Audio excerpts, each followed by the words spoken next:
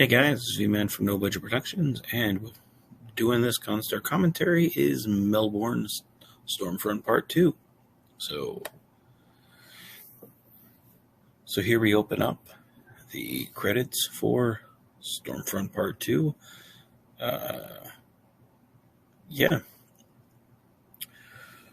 So on this we open up with Menard leading into how this would kind of go into the Constar series and kind of doing the log entry, whatnot. I felt it was very important to connect to the Constar series because of the storylines we were doing, to kind of open it up to those and in the own way finish the storyline that Jeremy and I were not able to finish on our own. Behind the scenes stuff had kind of prevented us from finishing up the storyline, so I'd kind of told those stories on my own as best I could through the Constar series. So this was me kind of investigating, going through Starfleet's logs, whatnot, and that uniform right there that I'm wearing is one that I got for the Lexington Adventures, and I figured I'd just pop that on and have at the log entries, whatnot. It's actually pretty comfortable. So this is the thing that we put on for CBS for the guidelines, whatnot, and then this is the Shadow Storm Studios logo coming on. And this is actually, I think the second part is just as good as the first part. A lot of times when people do two-parters, they're never as good as the first one, and I think it does. I think it holds up on its own really well.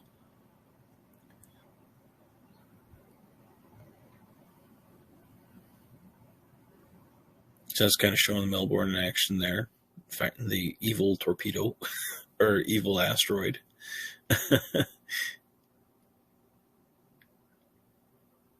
So here we've just returned from the away mission with Carson. And with this one, I feel like it focuses a little bit more on the character dynamic. And we really wanted to show the kind of big bear, little bear relationship between these two characters of the science officers of Ray Doral and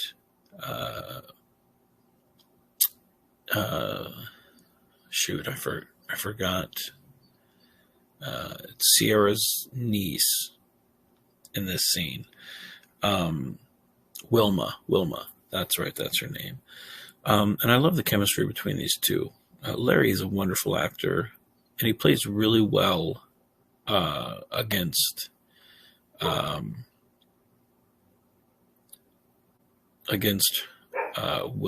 the actress that plays Wilma here. But the chemistry between these two, I really bought it.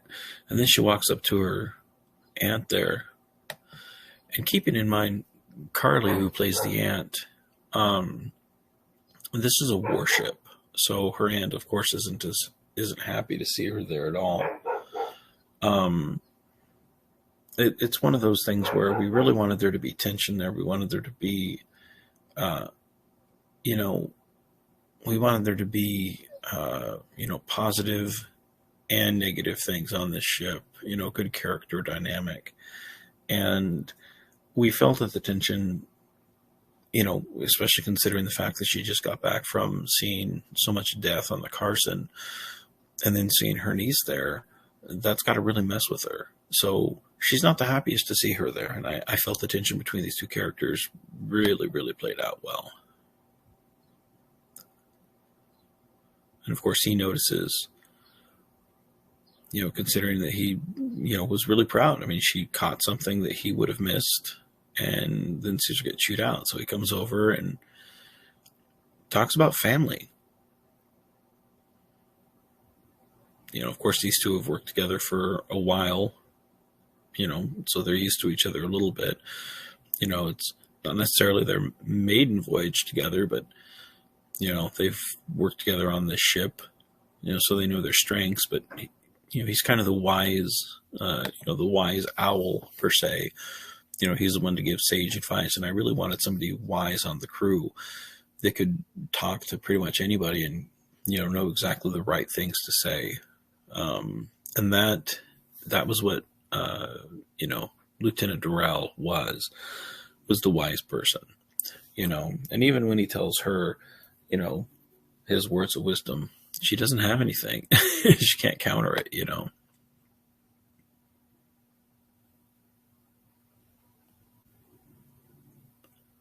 Carly did a really good job in the scene. And I love the CGI shot. So here is, again, like I said last on part 1, we used the transporter room for multi-purpose room. And here we go here for the mess hall. This was, I loved, with just a trick of lights and whatnot, and a couple of decals, you could really turn it into, something a little different, a couple of tables, and you really couldn't tell if you didn't know that this wasn't, that this wasn't a full-fledged room. But I really liked what we did with this here, But we also wanted to build the relationship between these two characters here. We wanted to make a best friend, because of course this is kind of Wilma's first day, and of course the weapons officer. I forget the name. Forgive me. But Rochelle is the actress, the red-haired actress.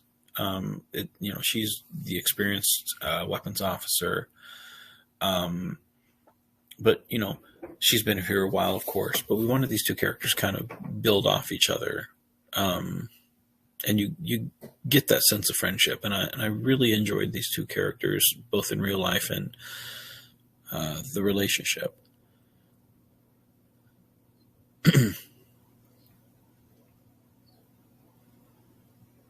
And that is the cadet uniform. I really wanted a cadet for this. I really wanted a sense of family for all of these characters, that this wasn't just, the warship, Starfleet's best and whatnot. I really wanted a sense of, these people have people back home, people that they care about, and people that have their own ambitions, people that fail, people that struggle, and people that push on, even knowing what they struggle with. They're human people, they're human beings, despite being alien. And I really like that. And I think you see that in a lot of the Constar films that I've done. They're just people, that happen to be in unusual situations. And that's definitely this.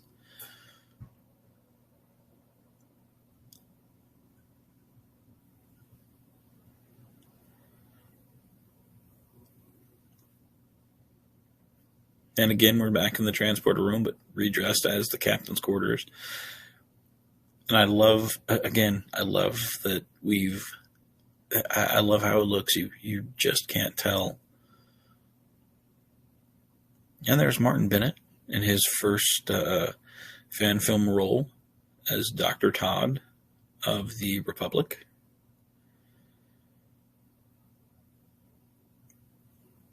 And I loved how we shot basically in every room the Starbase Studios had available to us at the time.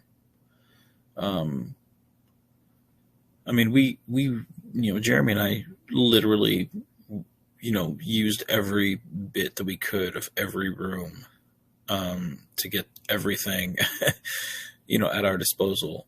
If we had something available, we used it. It was such a pleasure to work with Jeremy. To make the best film possible. And he really knew what to do to get the best performance out of the actors. Like Martin did a really good job on acting in that scene. And it was such a pleasure to get that performance out of him. He did really, really well.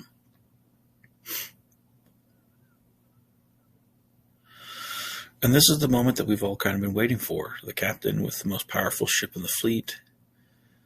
the battleship, the 23rd century equivalent of the Defiant from what I wanted. And we're following the Romulan ship that had attacked the Carson.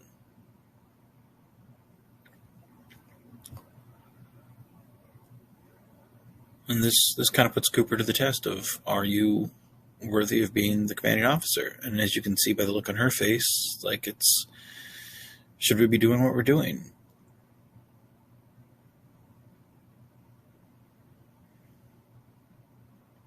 Romulans dropped out of warp, so we were flying back to go get them. And I love the fact that when the ship is at warp, the warp nacelles are red, and when the ship comes out of warp, the nacelles on top are blue. That was a choice that I had made. I wanted it to be different. I wanted the nacelle, I wanted it to be different, again, anything to make this ship stand out from everything else.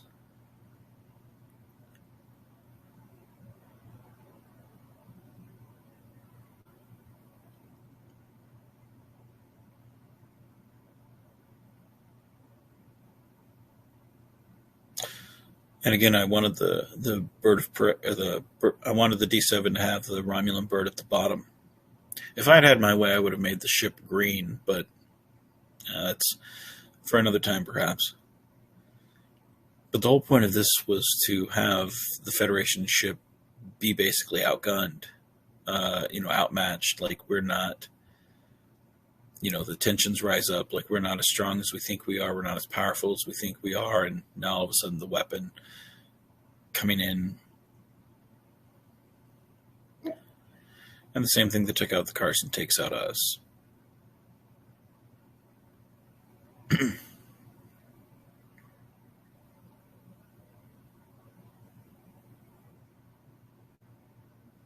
And again, who gets to destroy a Federation ship?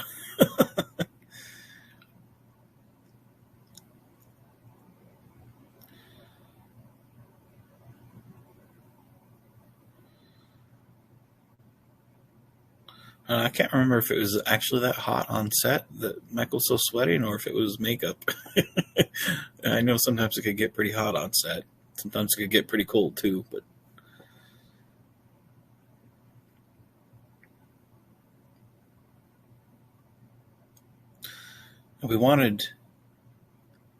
we intentionally took out Doral. We intentionally took out Doral for this scene because Jeremy and I both felt that it was symbolic to take out the voice of reason and there was no real, it was basically as soon as he sees Romulans, he fires on them. So he's kind of irrational on having this powerful ship, thinking he can just overpower the Romulans, which isn't typical Starfleet mentality. And so we figured that it would be very symbolic to take out Doral, which is his closest friend and the voice of reason on the ship. And the symbology of that, taking out the voice of reason, it's what do you have then? So this Romulan here is the played by Forrest, who I felt did a really good job. Now, they filmed that part in Washington.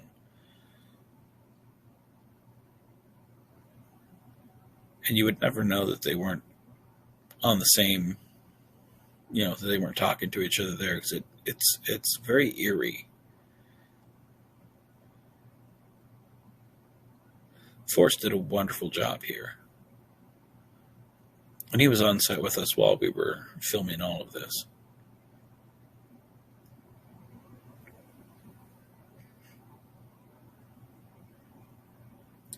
And I love how everyone's looking at the captain like, what do we do now? And the captain is just not responding.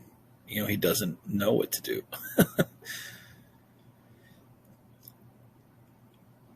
And they take Doral down to sick bay.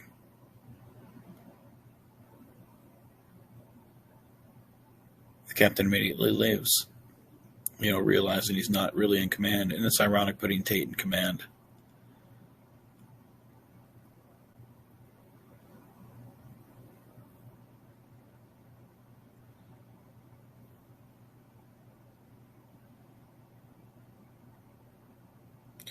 See, if I could redo this shot, I would probably have Cooper be on the ground a little bit more in agony, linger on that shot a little bit more. But I mean, you could tell the frustration from the actor and the character. I mean, he sells it well. I just would have lingered on that shot a little bit more, but I think it works very well.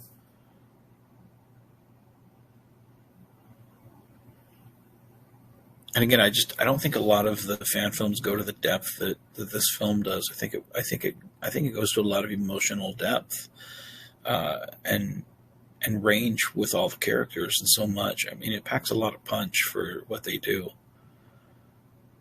Of course, we're in sick bay, and he's going to see the damage that he's caused.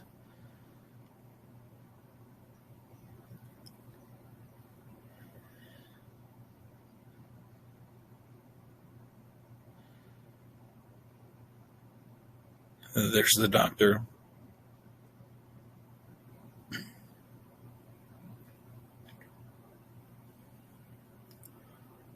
And this is where I love that pull-in right there where he's like, look, you bastard, calm the fuck down. you better knock this shit off. I love that.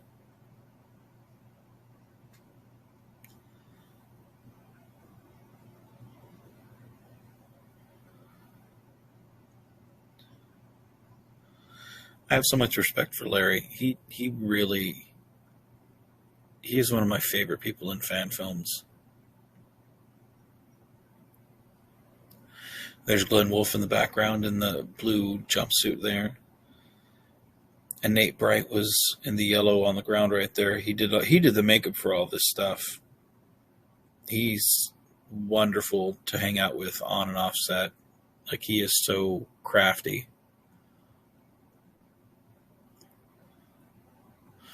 And this is that hallway that I was telling you about, how the two wall flats there, like you walk around it and you have a workable hallway. And that's why it was so important that we had the two wall flats in the middle where you could walk around it. And again, you wouldn't know that this isn't a regular corridor. Like, there's nothing but plywood around there, around that other side. There's, this is in the transporter room, but you wouldn't know it by this. I mean, it looks like a full-fledged hallway.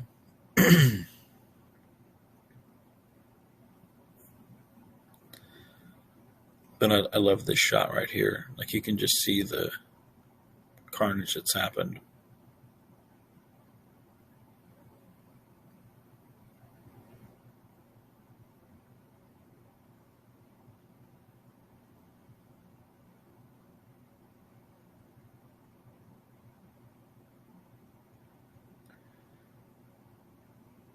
And again, we come full circle on the captain's arc of that high mountain and how the mighty has fallen. And we see the damage the ship has.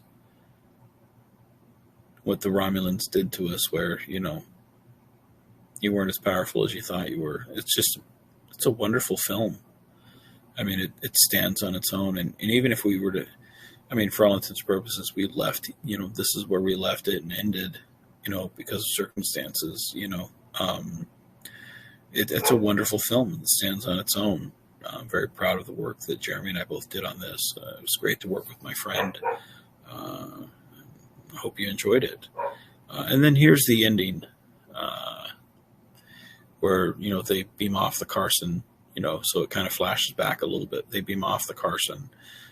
Then we head over to the captain. And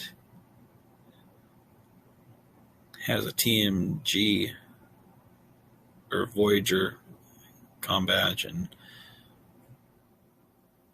now we flash forward how it connects back to the Constar series, and Bernard's in a Wrath of Khan uniform, and he's just kind of talking about how it connects. So it kind of connects some of those dots.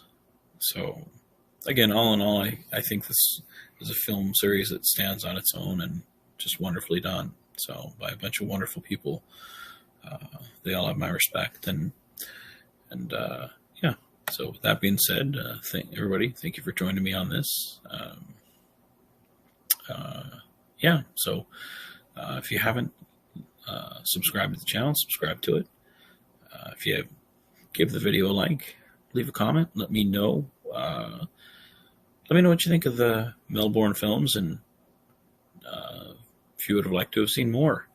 That being said, be genuine, be safe, and keep on geeking on, guys.